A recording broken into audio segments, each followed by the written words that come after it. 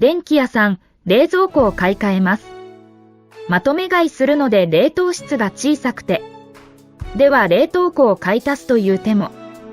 でも置き場所が。では家具を移動しましょう。家電を一つ入れるのに、家電や家具の配置替え、時には断捨離提案も。セカンド冷凍庫より大型冷蔵庫の方が売り上げは大きいですが、それは二の次。